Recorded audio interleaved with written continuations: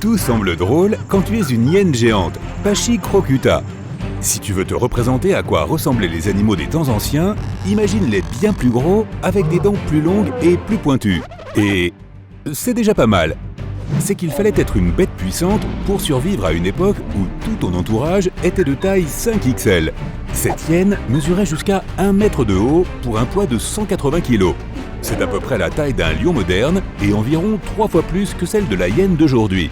Cet animal préhistorique avait aussi des pattes plus courtes, ce qui explique aussi l'extinction de nombreux spécimens de cette époque. Au fil du temps, elles ont manqué de nourriture, mais ne pouvaient pas courir assez vite ou assez longtemps pour attraper leur proie. De plus, elles ne pouvaient pas non plus s'échapper assez vite si elles étaient elles-mêmes chassées. Les hyènes anciennes, ainsi que les modernes, ont des habitudes assez similaires. Leur régime alimentaire, de la viande et encore de la viande. Mais elles préfèrent toutes deux voler de la nourriture à d'autres prédateurs, généralement plus petits, plutôt que d'aller chasser par elles-mêmes. Et bien sûr, elles sont toutes deux toujours en train de rire à gorge déployée. On s'imagine toujours que les requins sont des animaux marins dont on devrait avoir peur, n'est-ce pas ?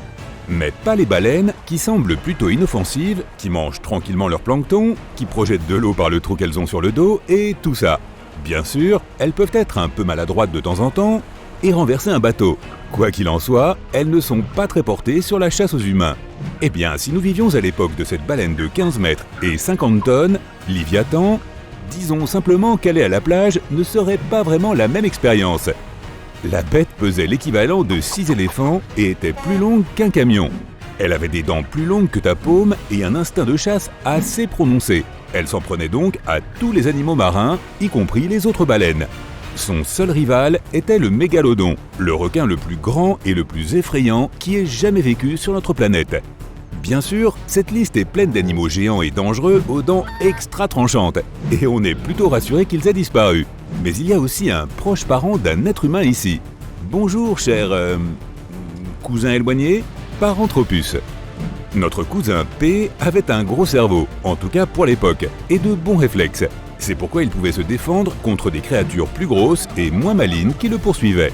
Il mangeait principalement des plantes, des racines, des noix, des fruits mous, de jeunes feuilles, probablement des insectes et des graines. Il mesurait environ 1,50 m et pesait 70 kg.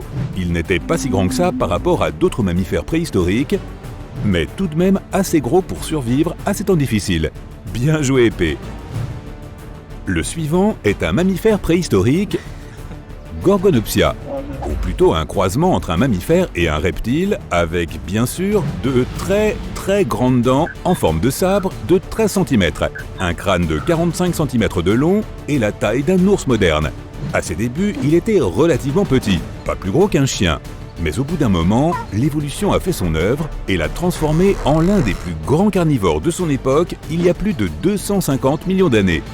Les scientifiques ne savent toujours pas s'il avait une peau claire, de la fourrure ou des écailles, mais ils savent que cette bête avait des pattes plutôt longues par rapport au reste de son corps, ce qui signifie qu'elle pouvait courir beaucoup plus vite qu'un grand nombre d'autres animaux de l'époque. Andrewsarchus, ou Andy pour les intimes, ressemble en tout point aux prédateurs d'aujourd'hui comme les tigres, les loups ou les hyènes, mais dans une version un peu plus intimidante, bien sûr avec des dents extrêmement pointues. Qui aurait cru que le plus gros mammifère carnivore qui ait jamais vécu faisait en fait partie de la famille dont sont issus les cochons, les chameaux et les antilopes. Il avait la taille d'un bison moderne avec un poids d'au moins une demi-tonne. Andy n'était pas très difficile quant à son alimentation, alors il s'en prenait à la plupart de ses contemporains il y a environ 40 millions d'années. Il semble que dans les temps anciens, les tigres et autres prédateurs avaient peur des cochons, et non l'inverse comme aujourd'hui. Attention, voici le cochon Terminator, Entélodon. Les recherches ont en fait montré qu'il était davantage comme les hippopotames, les baleines et son cousin Andy. Mais ce surnom est génial, alors gardons-le. Les premiers cochons Terminator n'étaient pas plus gros que les porcs d'aujourd'hui, mais ils ont grandi pour atteindre la taille d'une vache au fil du temps. Ils avaient aussi un groin court, mais quelques millions d'années plus tard, l'évolution a décidé que ce n'était pas assez effrayant et a allongé leur mâchoire inférieure et supérieure. Ils ont aussi hérité d'une série de canines encore plus tranchantes. Ouf! Enfin un mammifère ancien que tu n'as pas à craindre. Du moins, si tu ne te trouves pas sur son chemin, car si ce géant te marchait dessus par accident, splash! Mais au moins, son menu était composé de plantes, donc tu serais en sécurité à ses côtés. Laisse-nous te présenter ce gentil géant, la bête du tonnerre, Brontotherium. Il avait une corne nasale assez robuste, pesait 3 tonnes et mesurait 5 mètres de long, ce qui est plus grand qu'un rhinocéros moderne. Sa taille, malheureusement, ne l'a pas beaucoup aidé.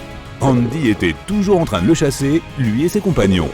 Une telle liste ne peut certainement pas omettre le fameux chat à dents de sabre. Environ 1,20 m de long, 45 kg, agile, tout à fait capable de chasser en meute coordonnée. Mais tu connais les chats, ils aiment se vanter des prises qu'ils font seuls. Voici donc Mégane, Mégantéréon, que tu pouvais trouver avec ses compagnons dans le monde entier, en Europe, en Asie, en Amérique du Nord et en Afrique. On pense souvent que tous les grands chats aiment courir après leur proie, mais Mégane n'était pas du tout bâtie pour la vitesse et ne sprintait pas après ses proies comme certains autres félins.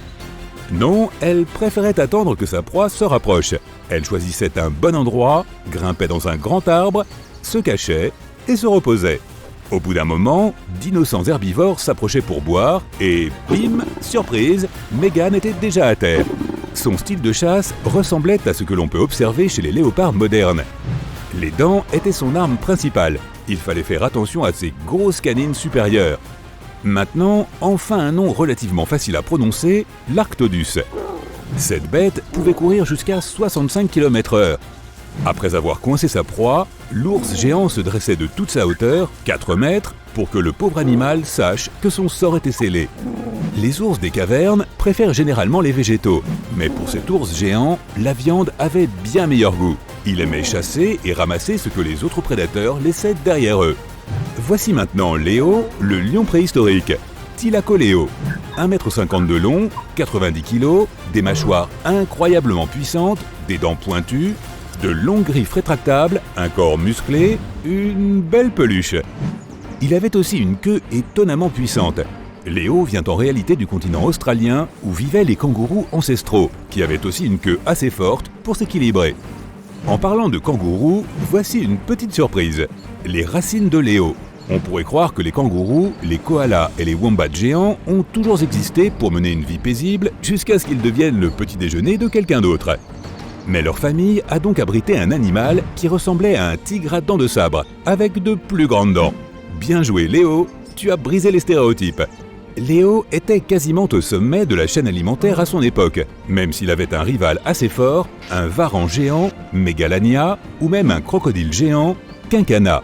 Mais ce n'est pas une vidéo sur les reptiles, alors attendez votre tour. À l'ère préhistorique, les dinosaures régnaient sur toutes les régions, semant le chaos, tandis que les autres animaux tremblaient de peur et se cachaient.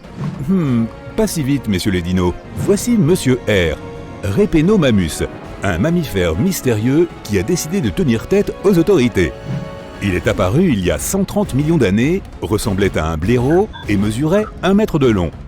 Ce ne semble pas beaucoup comparé à un T-Rex et à d'autres animaux plus massifs, mais il était bien plus grand que certains de ces dinosaures à plumes de la même époque. Et ce n'est pas tout, il les mangeait. Nous ne savons pas comment exactement, mais disons simplement que Monsieur R avait ses propres méthodes.